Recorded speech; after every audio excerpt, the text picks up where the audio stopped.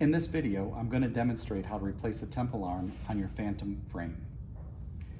The parts required for this procedure are the replacement temple arm and a self-tapping screw.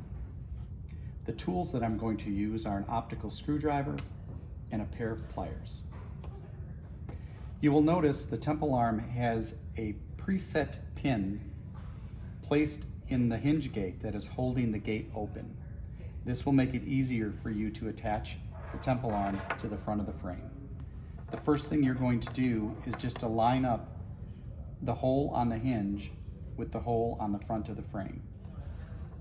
With those two holes aligned, you're going to take your self-tapping screw and drop it into the hole. Once that screw is in the hole, you can go ahead and remove the pin that is holding the hinge gate open.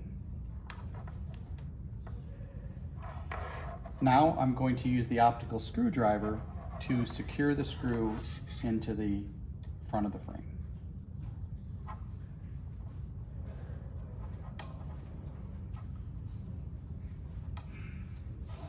Once the screw is firmly in the frame, the last step is to take the pliers and just snip off the remaining part of that self-tapping screw from the bottom of the frame, and you are good to go.